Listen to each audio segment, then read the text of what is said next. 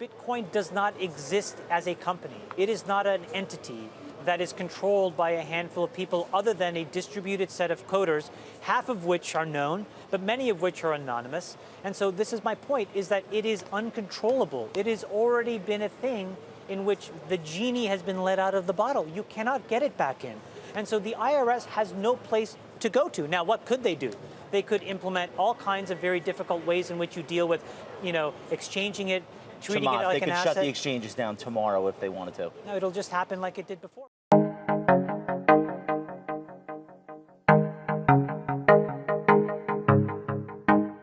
Taking risk is in not watching, in not understanding. And yes, there are frauds, and there are speculations, and there are Ponzi schemes. But I think we should just beware of not categorizing anything that has to do with digital currencies in those speculation, Ponzi-like schemes. It's a lot more than that as well. We are about to see massive disruptions. The way in which the new technologies are lowering the cost to make financial transactions more accessible, even in very small numbers, for people who do not earn much, who do not deposit much, and who do not borrow much, and how those technologies can actually have a track record of the credit history of somebody in a very short while, and then be able to direct those people towards the best use of their money, I think is already massively disruptive. We are about to see massive disruptions. We are about to see massive disruptions. We are about to see massive disruptions.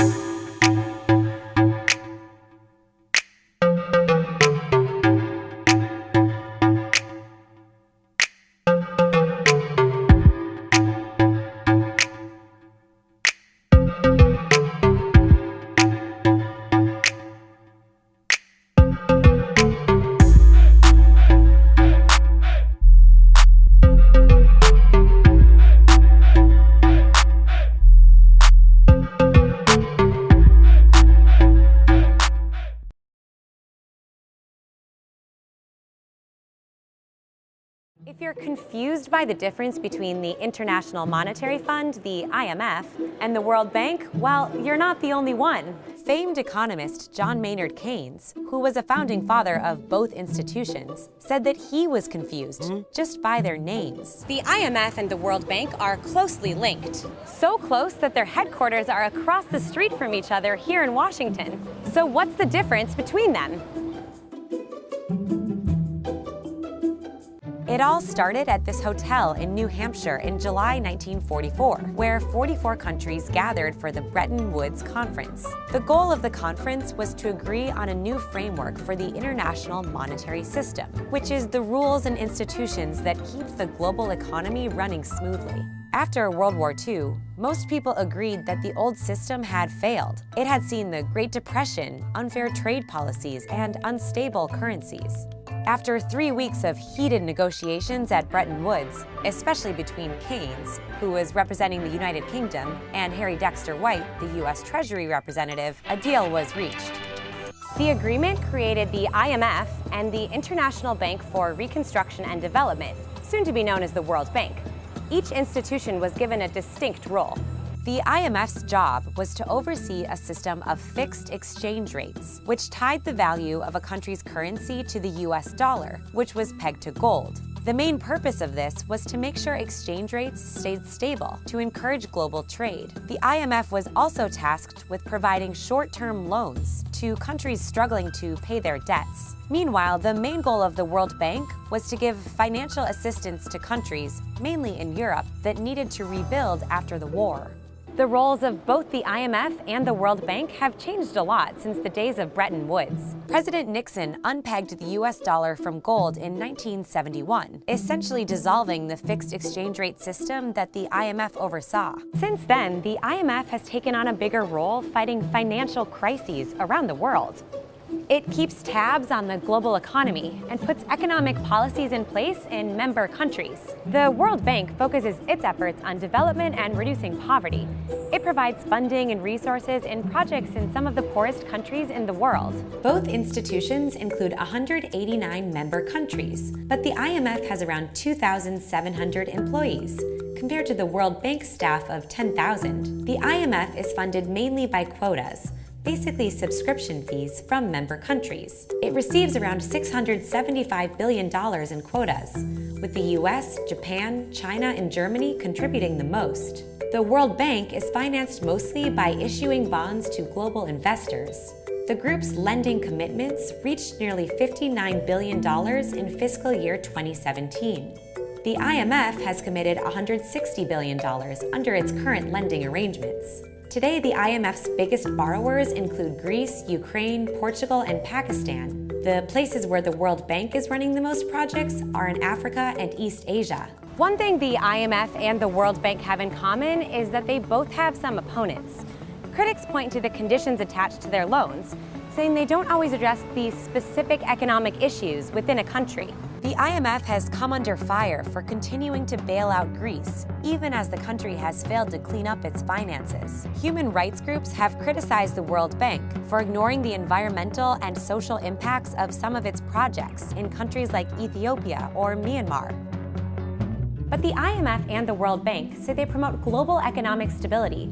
They make countries less vulnerable to crises, promote higher living standards, and provide vital help to countries that need it. CKJ Crypto News, Ripple Pioneers, Crypto Pioneers, I'd like to welcome everybody to the show today. I got huge news. I apologize for not making videos the last few days. I've actually been deep down the financial side of the markets. Basically, I come to realize that the financial markets and the crypto markets are actually running parallel. No, I'm not a financial advisor, but I do believe all the research I have done the last few days has led me to believe that we are in for a hell of a ride far as being pioneers in Ripple, pioneers in crypto. The crypto market, I believe, is soon to explode. I believe that the legal foundation is being worked on as we speak. I ran across some articles where the IMF is bullish on crypto, bullish on Ripple. I've tied the IMF to Chris Larsen, to Ryan Zagone, our Ripple regulator. Also, I got some more Federal Reserve tie-ins. I believe that the world, Ripple has partnered with the world. They're working on regulation as we speak. Now, basically, what the problem is, I believe, is not is Ripple a security or not a security. I believe that they're setting up for this technology to be used for securities before commodities.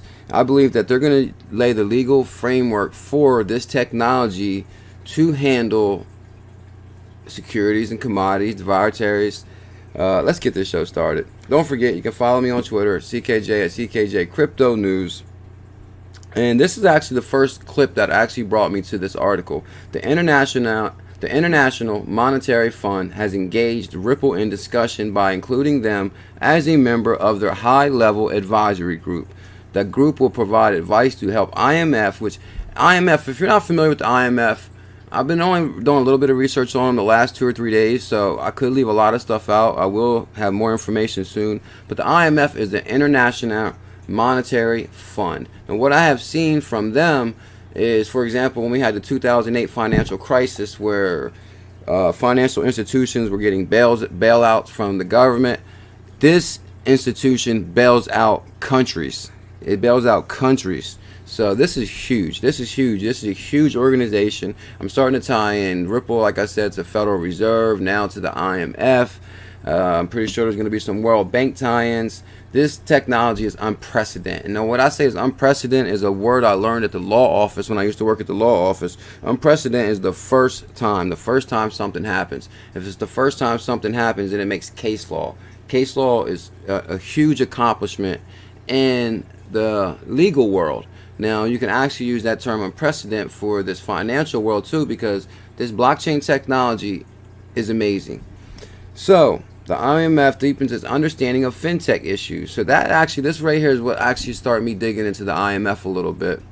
And I also got this, which I believe that Chris Larson and Brad Garlinghouse have dropped some amazing crumbs. I mean, if we just, here on CKJ Crypto News, my favorite thing is showing the foundation that Ripple has built. The foundation that Ripple is building is so strong, so sturdy. The reason the price hasn't blown through the roof yet is because this technology is new. They are currently working on laws that govern this technology so it can be used for securities, for commodities, for derivatives.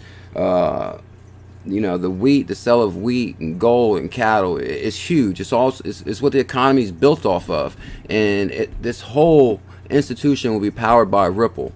Here's IMF right here. This is the president of IMF. IMF brings key stakeholders together to foster collaboration on fintech. Now, I did tweet all these articles, but if you scroll down right here, you can see who's on this established in 2017, is now expanding with 6 new members. The advisory group provides guidance to the IMF staff on fintech work and research. Here's a full list of the members. Here's Jeremy Adler, chief executive of Circle. That's pretty interesting. And if I'm not mistaken, I believe Circle also has their bit license. But then if you scroll down here a little bit farther, who do we got? Our main man, Chris Larson, executive chairman at Ripple. Now we know Ripple also has their bit license, and I don't believe there's too many more fintech companies on this one, except for banking institutions. But if you go to this article right here, I just found IMF bullish on Ripple XRP, and I do believe that cryptocurrencies, financial intermediation, and AI is slowly working its way into our everyday lives. Some more, some than others. Some more, some than others. So I do believe that that's really huge. But if you scroll down here, citizens may one day prefer virtual currencies since they're potentially offer the same cost and convenience. There could be no cash, no settlement risk, no clearing delays. Now remember I said that, no clearing delays, because I've actually tweeted some videos on clearing houses. And this is actually huge too. The clearing delays, no central registration, no immediatary and to check accounts and identities. Lagarde then goes up to say that a privately issued currencies continue to be risky and unstable. The public might call on central banks to provide digital forms of legal tender. So pretty much they're trying to establish who's going to be the one, but the IMF is bullish on Ripple and XRP. This is done, and this is basically because I showed you right here how the IMF is starting to tie in articles with Chris Larson. But if you go to this right here, IMF just finished its first high-level meeting on blockchain.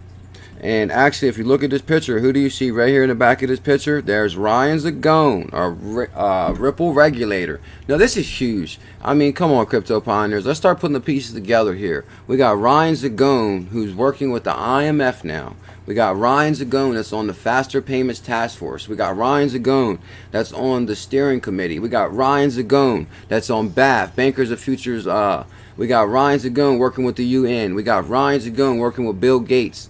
I mean, come on. We got Ripple all over the place. These pictures actually remind me of some of the YouTube pictures that go around where they say they caught the picture of the time traveler in the background. I mean, come on. This Ryan Zagone and Chris Larson is showing up with every large financial institution in the world. I mean, it's not hard to actually put 2 and 2 together and see what's going on. There's basically what it says right here. Unlike Brentwood agreements that peg the price of global currencies to gold, Tapscott noted today's meeting wasn't held exclusively in smoky wood panel chambers between global elites. There's a convincing power that the IMF has, and I think there should bring together central banks and governors, but also process should be transparent and it should be inclusive, and the people from the outside and the central banking should be able to provide their input on what needs to be done. So this is huge. This is huge. Basically, I'm just going to run through this just to put 2 and 2 together for you guys. Here's the IMF blog. And this is actually, the title of it covers the whole article. Global economy gaining momentum. And that's the thing. And that's why I believe there's a saying that's going to be started soon, or it has been started. It has gained momentum. It's powered by Ripple. I do believe that this technology will lay within the stack, and this will power innovation of the technologies that we have. Like Chris Larson said, it plugs into the existing technology.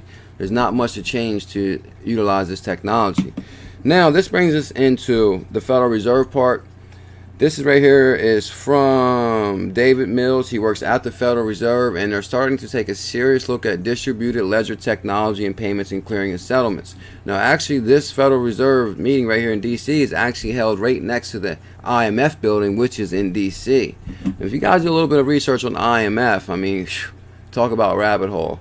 But this right here, this is from the Federal Reserve, and which I said previously, out of all of the proposals that are on the table for faster payments task force, I once said, if you guys recall, that I wonder if there was any other blockchain proposals on the table versus the 19 proposals that are left. Well, Ripple is the only distributed ledger technology DLT company on the U.S. Federal Reserve Faster Payments Task Force. And this here says it right there, black and white. Ripple is the only distributed ledger technology DLT company on the U.S. Federal Reserve Faster Payments Task Force Steering Committee.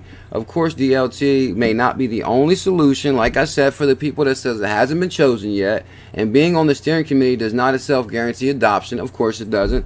The Federal Reserve has been very clear that their goal is to let the market naturally decide what solution deserves market share. Well, I can tell you one thing. Ripple has been all over the place. Other members of this task force that are not on the steering committee include representatives of Goldman Sachs, JP Morgan, Citi, Bank of New York Mellon, Morgan Stanley, Visa, MasterCard, Verizon, NASA, BAF. There's bankers of Ryan Zagone is the leader of that. The IRS, FDIC. I mean, come on. Ripple's working with them all. So let's move forward. And no, this is right here. This is the proof of concept, and this is from the Federal Reserve also. Now, this sounds very familiar to me. They're talking about piloting program, and I believe this is another reason we're seeing slow movement of it. POC is proof of concept that show potential may move into the pilot phase in which technology could be used for real transactions. Pilots have a limited duration, defined objectives and milestones, and typically also limit the number of participants in order to determine how the technology works in production. Technologies that are successful in the pilot phase, which is Ripple, may then move toward the production stage, which was Ripple. Technologies at this stage have the full set of features necessary to facilitate storage and record keeping and transfer of asset being considered. The final stage of development process is broad adoption, mass adoption 2020, and I do believe this is where stage we're at with Ripple. Broad adoption of the technology by participants in payments, clearing, remember the word clearing, payments, clearing, and settlement systems. At the time of the Federal Reserve research team's interviews, most of the DLT distributed ledger technology experimentation was at the proof of concept stage. Now we know for a fact we're farther than this along the stages because this article right here is from 2016. Now we know that we've met all these requirements that they're talking of right here. Let's move on. As of 2016, the Federal Reserve singled out ILP, summarizing that an open interoperable standard like the Interledger protocol could spur further innovation and adoption of DLT-based systems for cross-border payments. The Global Payments Steering Group is comprised of the following institutions: Bank of America, Merrill Lynch, Santander, Union Credit, Westpac Banking, Royal Bank of Canada. And check out this last line. This is why I believe that Ripple is already being input into play. The group will oversee the creation and maintenance of Ripple payment transaction rules. There it is, so plain, black and white, right there for you. Like I said, now you guys, I actually shared a video earlier. Like I said, I've been really studying the financial side of the markets because they do run extremely parallel to crypto. Now, what I understand and what's going on is there's clearinghouses. The clearinghouses settle payments between buyers and sellers. They're like a third-party entities. And what I've studied so far is because both entities don't trust each other, so they have to have a clearinghouse that sometimes settles in 3 days, 2 days, 1 day. But what Ripple is saying with real-time payments and real-time settlements, they could revolutionize this market. This is a must-see video. One of the reasons Ripple Xrp will shake up the financial world, real-time payments, also DLT. Buckle up, it's going to be one hell of a ride. Right here, clearinghouse. A clearinghouse is a financial institution that provides clearing and settlement services for financial and commodities, derivatives, and security transactions. Now, from what I read on the Federal Reserve, their biggest concern is not if Ripple is a security or not a security. Their biggest concern is, can we legally use this technology for securities? Can we technically use this technology for commodities, stocks, bonds, dividends? This technology will power the world. It's going to revolutionize the world. Now, this is almost to the end now. Of the world's 294 trillion in financial assets, the global stock market capitalization has grown to a $69 trillion from 34 trillion in 2008. We're talking some serious money moving. That's for sure. And now we can settle these transactions instantly. Come on now. Of course this technology is revolutionary. Of course this technology is unprecedented. And basically this is from the Federal Reserve again. The path to adoption of any new technologies include DLT, typically follows several stages of deployment, beginning with proof of concept. So basically that's the same one we just shared actually earlier, but you get the point. Now I also got this from Ripple Insights. Here's XRP, 4 seconds. Ethereum, 2 minutes. BTC, 1 hour plus. Traditional systems like clearinghouses, the securities markets, any settlements, clearings, we got to think much bigger. Much bigger. This technology is going to be used to handle all these traditional ways of banking, traditional securities, point A to point B. 3 to 5 days right there. And that brings us back to the International Monetary Fund, IMF Bullish on Ripple. I did tweet that article. You guys can check it out for yourself. Like I said, I will be live streaming tonight at 9 o'clock. I look forward to seeing everybody there. If you haven't hit that subscribe button, please smash that CKJ coin. That'll be your subscribe button. And I'd like to thank everybody for taking time out. And let me know what city, country, or state you're in. I'll respond to all comments. If you hit that subscribe, please let me know. Thank you so much, Ripple Pioneers. Have a wonderful day.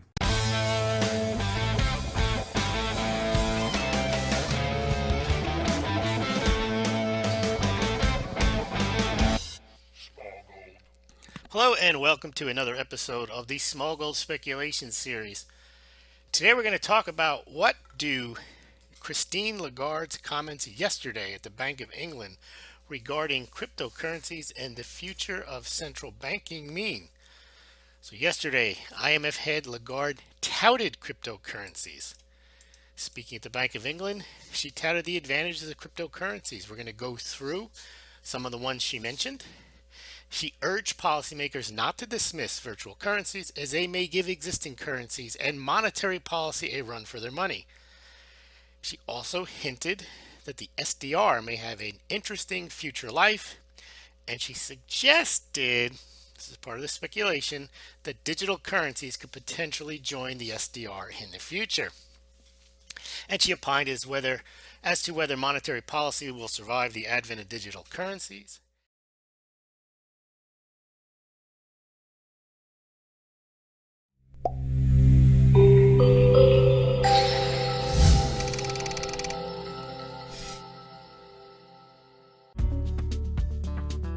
The Special Drawing Right, or SDR, was created by the IMF in 1969 to supplement the official reserves of its member countries.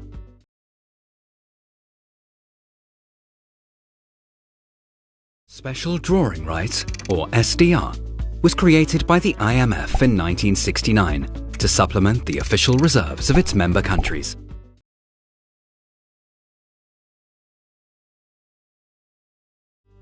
The SDR is an interest-bearing international reserve asset that can only be held by the IMF, its member countries, and designated official entities known as prescribed holders.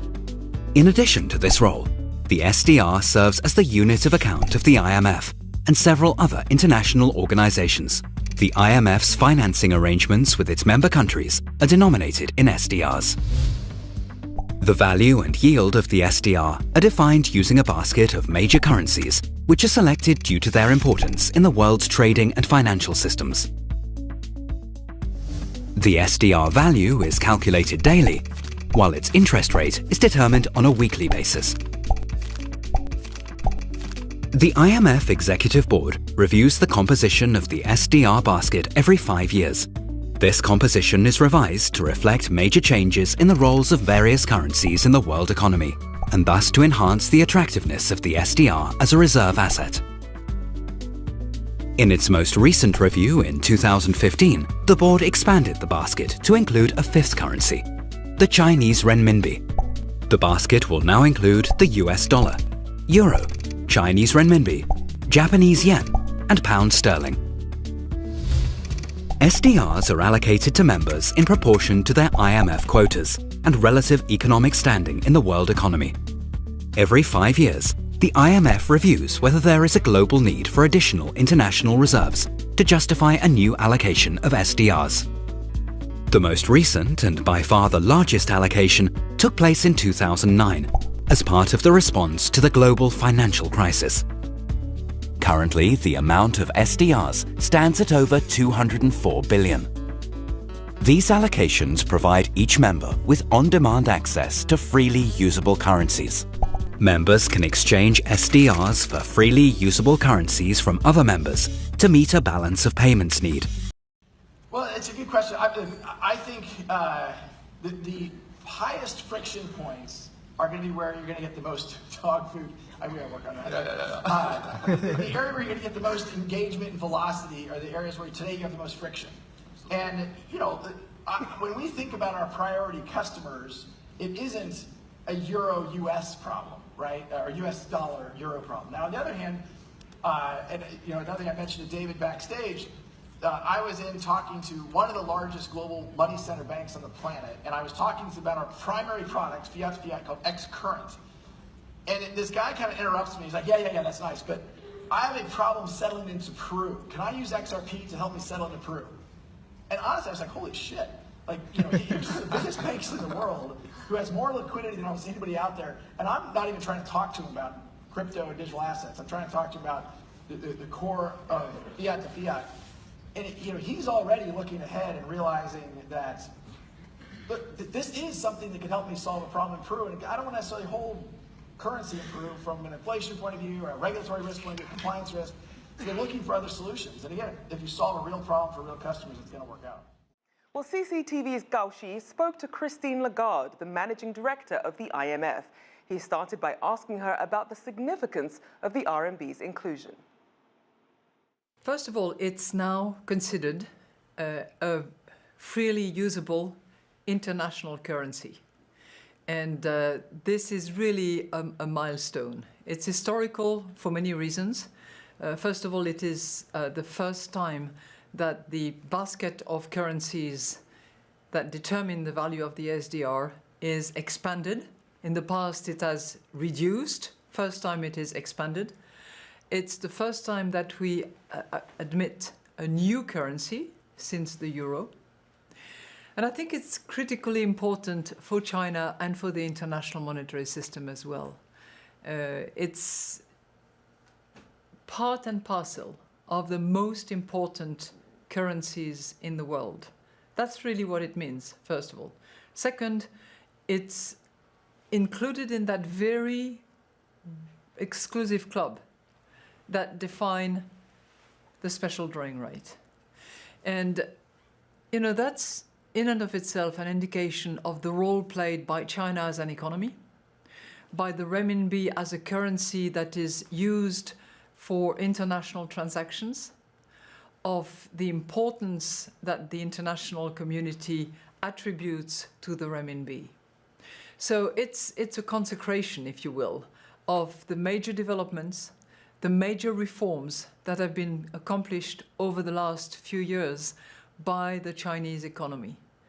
And we're very proud to have walked that journey with the Chinese authorities, particularly with the PBOC, which has been extremely active, I can assure you, in the last couple of years to make sure that the renminbi was properly included, that all the reforms concerning the financial markets in particular and the supervision had taken place.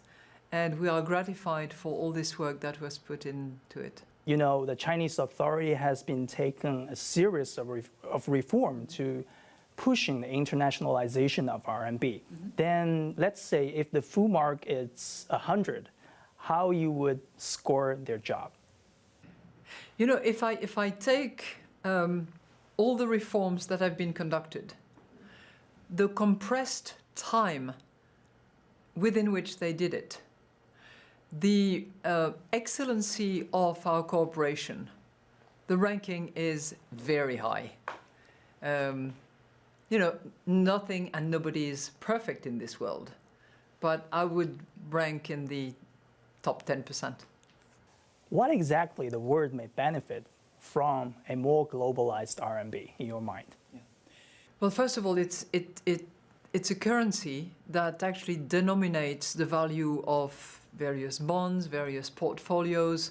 It's a currency that is regarded as exchangeable between central banks and which is acknowledged by the BIS. So it's really a value of reference. And the fact that the renminbi is now included and that we have 5 currencies in the basket is very helpful in order to spread the risks, in order to manage the risk, in order to hedge against the risk. And, you know, we don't need too much risk. We would rather have stability and predictability, which I think will be helped by having a broader and more solid basket of currencies. I know you've said in the past that you are doing for money what email did for communication. Do you think this is really going to take off to that extent? You know, we do. When we look at the world, you see a world completely connected on an information web. And that's terrific. That makes things tremendously efficient. But what we don't have is the sense of a value web. Payments, the exchange of value is still pre-internet based on 40-year-old technology. And so that's very expensive. That really slows e-commerce. Lots of parts of the world don't have the ability to make payments. So this new technology that really is a second gen of Bitcoin enables now value to be exchanged in the same way that information is currently exchanged. And that's a big deal, we think. But do you think, Chris, that people are actually going to be comfortable using a kind of virtual currency? I should ask you, too, how is what you've produced on the coin side, on the digital currency side, different from what Bitcoin's already doing? So what Bitcoin set out to do is really build a new currency that had no central bank. So in a way, Bitcoin is sort of a way of storing value.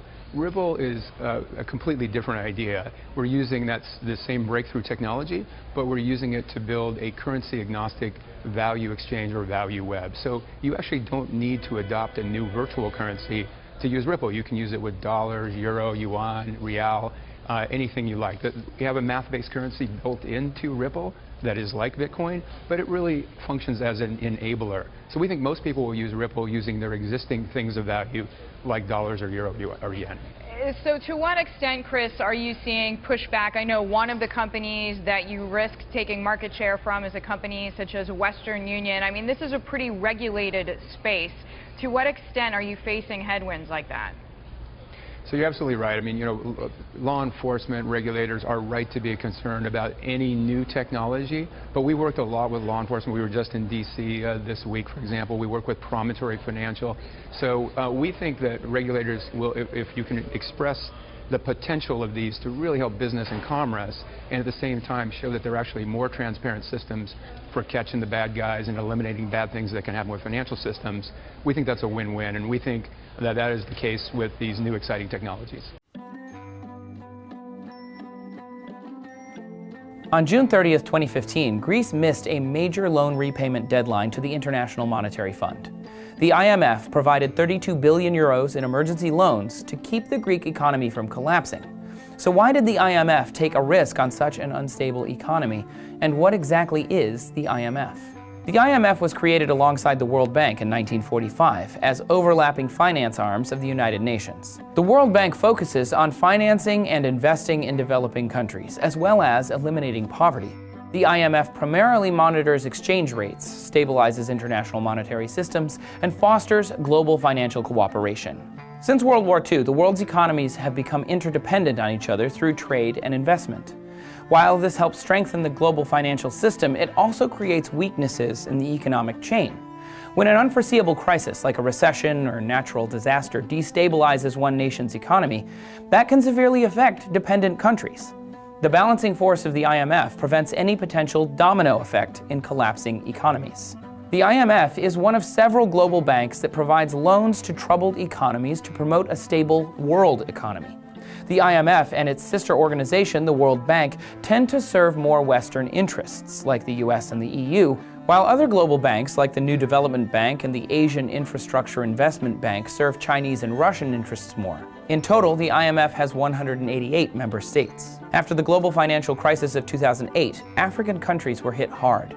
The demand for imported goods from Africa declined and international growth rates slowed. In response, the IMF proactively made billions of dollars available to places like Ghana at extremely low interest rates. With this support, Ghana's growth rate increased to over 9% in 2011 and remains one of Africa's frontier emerging markets. Currently, the IMF's biggest borrowers are Portugal, Greece, Ireland, and Ukraine. The IMF also gives precautionary loans as a sort of preventative measure before things get too bad. Receivers of precautionary loans include Mexico, Poland, Colombia, and Morocco. Despite their support, the IMF has been widely criticized for allowing disparate levels of influence.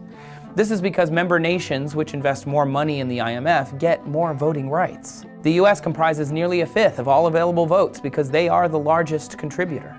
Additionally, since the IMF is somewhat of a last resort, countries in trouble have no choice but to agree to significant austerity measures that may not necessarily be in their best interests or agree with their ideologies. While the IMF is a powerful force within the world economic balance, it also openly serves the interests of its member countries. With so much influence in the political policies of struggling countries, it is dangerous to try and treat domestic problems with simple cash infusions and austerity measures. However, without it, countries like Greece may face worse alternatives. If Greece leaves the Eurozone over money woes, it would be devastating to all of Europe. I'll also proactively say, one of the things that has differentiated Ripple from many in the ecosystem is we have taken the approach of we're going to work with governments, we're going to work with banks, we're not going to try to circumvent governments, we're not going to try to circumvent banks. And I think that has differentiated us. It has made us a bit contrarian in the early days. I think increasingly people have realized maybe that's a better strategy. I don't think governments are going to go away. But even as I think about markets, including China, we certainly would want to work with the PBOC and define how we enter. Because we only work with, Ripple only works with regulated exchanges. The Bank of England is a paid customer. The Saudi Arabian Monetary Authority is a paid customer of Ripple's. And these are examples of how we're working with global regulators around the world. So we'll start with what I think is kind of an elephant in the room, and that was the announcement that Bill Clinton will be speaking at the Swell event in October for Ripple. Now, when I was on Twitter talking about this when it happened this week, I noticed an almost visceral response to Bill Clinton being the speaker, and apparently there are a lot of people that do not like Bill Clinton. Well, here's what I'm going to say about that. First of all, my channel, I intentionally do not talk about politics or what I think about politics or any of these type of things, because that's not what I'm here for. What I'm here for is because I believe that we all have a once-in-a-life opportunity to make thousands of % of a return on our investment in XRP, and so that's what I'm here to talk about. But because Bill Clinton was chosen, I'm going to give you my opinion on not Bill Clinton, but my opinion on how you need to look at this and how you should look at this. Because remember, we are logical, common sense investors. We're not emotional investors. If you're listening to me, you know that that's how I look at this whole thing. So I want you to go through this with me, and I want to explain to you what my thought pattern is on this. First of all, and I'm going to kind of try to delete these so my computer runs faster as I do these. Let's go, this is the coin market cap list, and let's go back to why it is that we chose, or I'll tell you why I chose, and I believe a lot of you chose XRP from the laundry list of digital assets that there are. And my choice of XRP was for specific reasons, but one of those reasons, and probably the biggest reason, is that Ripple did something that no other representative of these digital assets did when they began, when this company started. From the very beginning, Bitcoin was started, and Bitcoin was kind of started as an anti-government movement, really, if you really want to sum it up. And so the Bitcoin maximalists there are so many of them that hate XRP to this day. They are all about being independent of the government and this is to get government out of our business, and our money's our money, and this and that. Well, from a very early on, I discovered Bitcoin, but for the exact reason that I agree with many of these Bitcoin maximalists. I think Bitcoin was a response to the 2008 financial crisis, and the reason it was even created was because of what the politicians had done to destroy money. But I'm also 44 years old now, and I am not naive enough to believe that you are going to create a digital asset and you're just going to, because of the nature of it, you're going to somehow keep the government from being involved. We see on a daily basis that the government is not letting any of this happen without being involved on some level. And anybody who believes that that's going to happen is extremely naive. We chose XRP because we believed that here's a smart group of guys. Ripple, these are a smart group of guys who are connected and very intelligent and well off, and these people have gotten together and they're taking the smart approach that yes, digital assets are revolutionary, but we need to this will not get done. And from an investor perspective, this is not going to go where I want my investment to go unless we approach it from the standpoint of being friendly with the government and working with them from day one. That's just the grown-up approach. And XRP is the only digital asset that has done this from day one. That's a fact, and it's just the way it is. And for that reason, and what this has to do with Bill Clinton is what I'll talk about now. A part of you know how I like to tie movies and different things that I see in with my videos, but a part of what does Bill Clinton represent? Bill Clinton represents the establishment, politicians, the establishment of traditional power. Well, if you believe that Ripple and in turn XRP is going to go where you want it to go as an investor without being hand in hand in some kind of way with the establishment power base of this country, you're out of your mind. And the security issue alone tells you that. The security, whether Ripple is a security or not a security, those type of things can be solved with a magic wand if you're associated with the right people in power.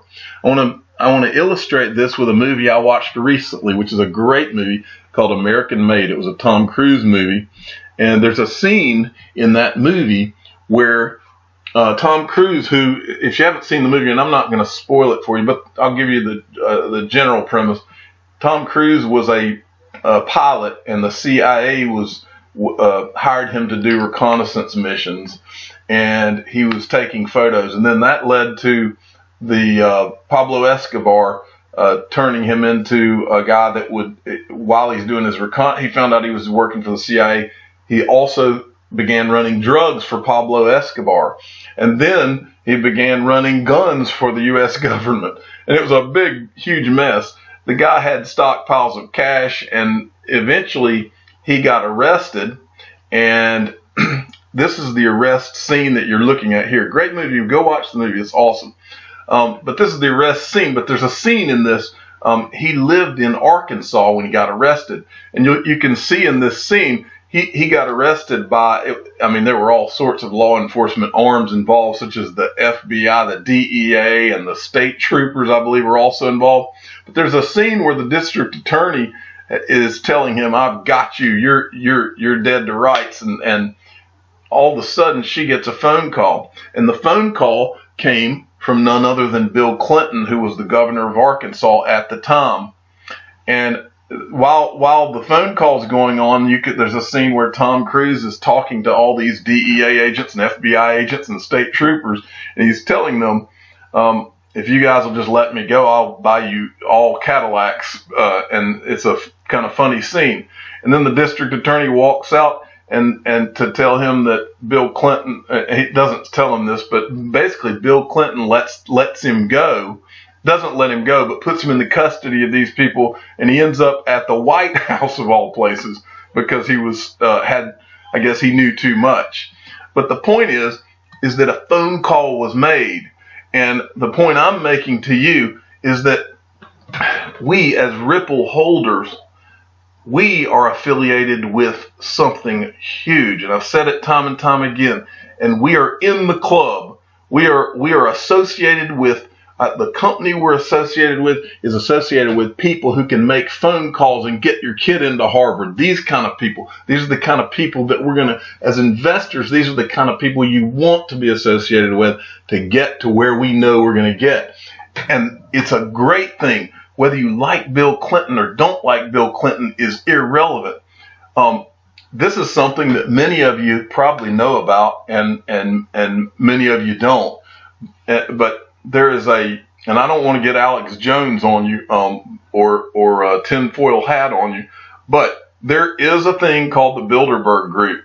The Bilderberg Group is a meeting of some of the most powerful people in the world. They get about 150 people together every year, and they meet, and it says on the Bilderberg, this is on the Wikipedia, but it says on here that this is a quote from one of the founders says, "To say we're striving for a one world government is exaggerated, but not wholly unfair. Those of us in Bilderberg felt we couldn't go on forever fighting one another for nothing and killing people and rendering millions homeless. So we felt that a single community throughout the world would be a good thing."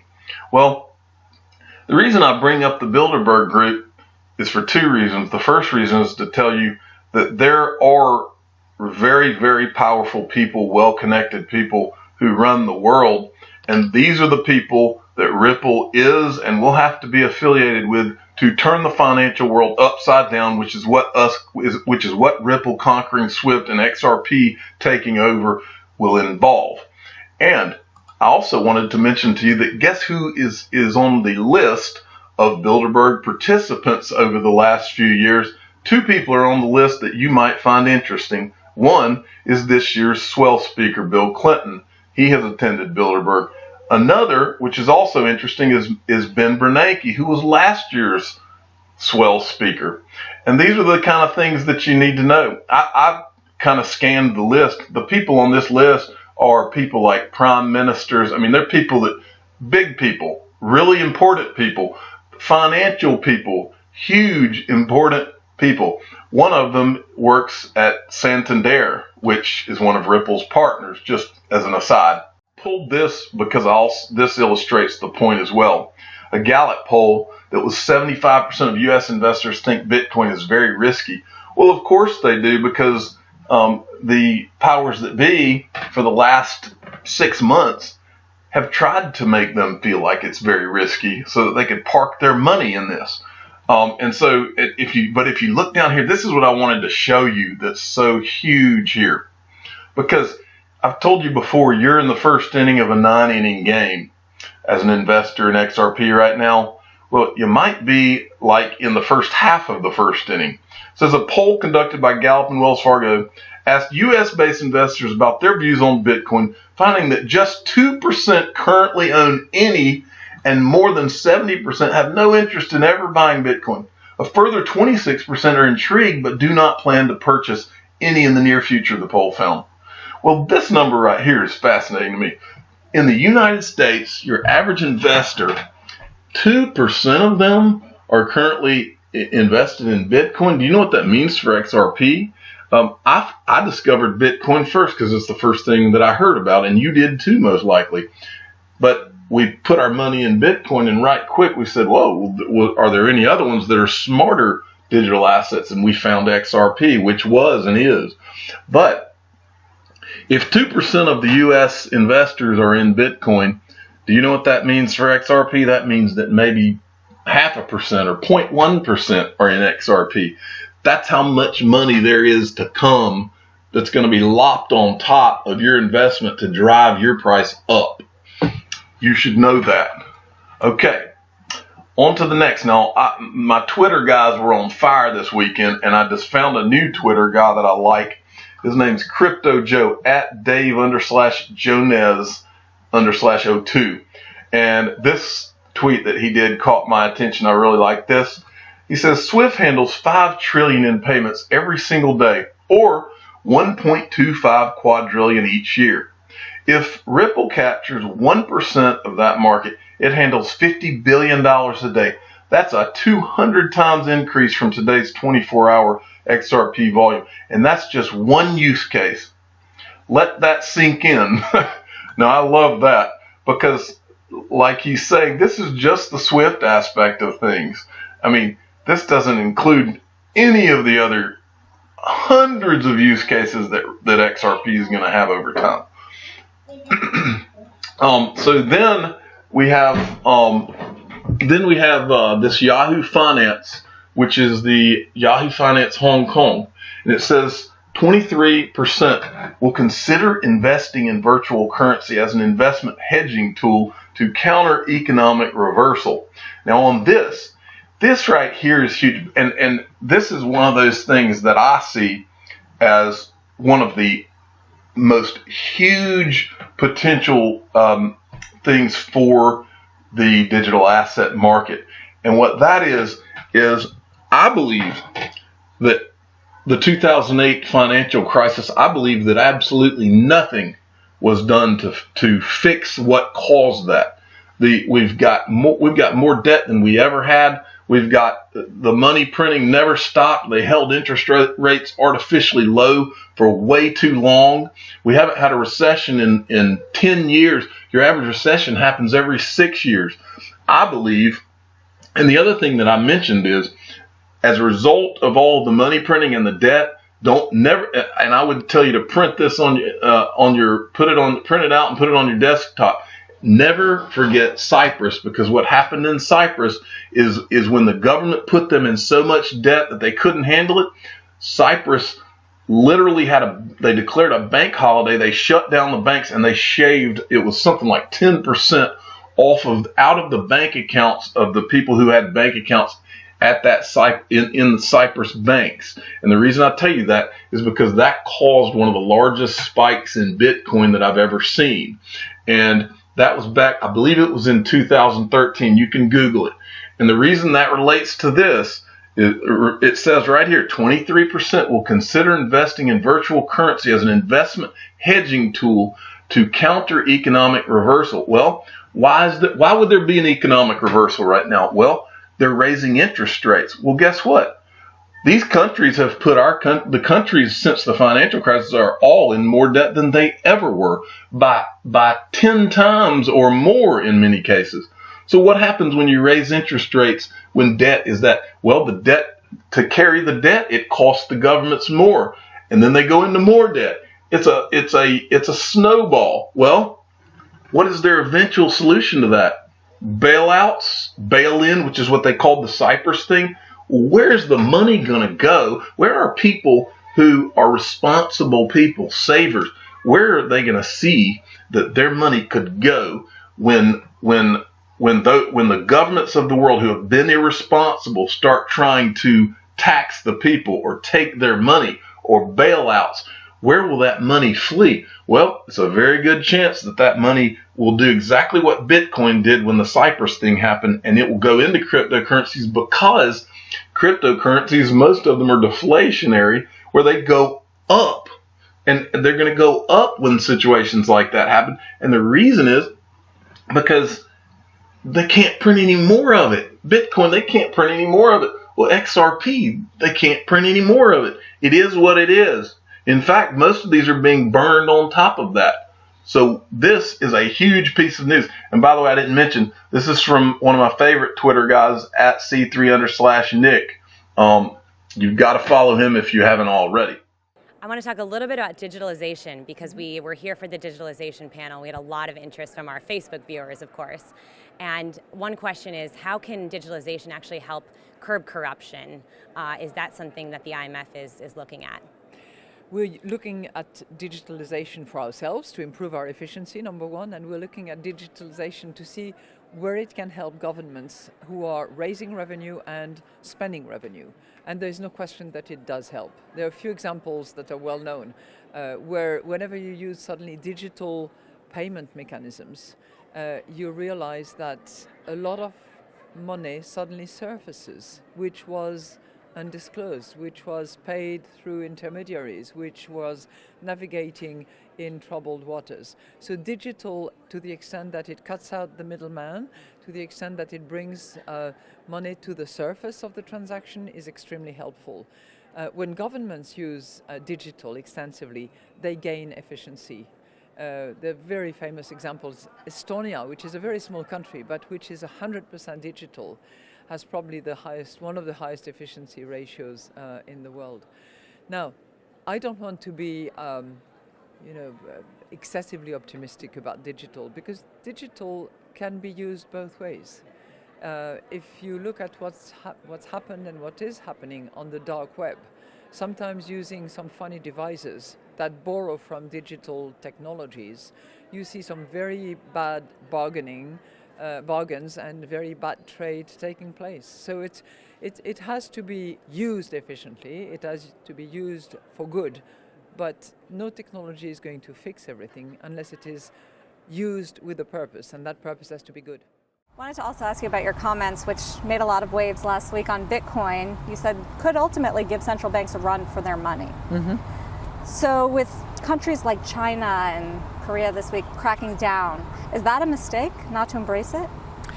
You know, what the Chinese authorities have decided is to just ban the initial offering of Bitcoins. And I think that they've done that on the basis of the analysis that it was at least strongly dominated by, speculation and Ponzi-like schemes, which is certainly showing that they are paying attention. When you look at a country like Kenya, for instance, where tax is being paid totally digitally, when you look at the way in which some civil servants are paid also totally electronically and without leakages in the system, as is the case in some of the developing countries.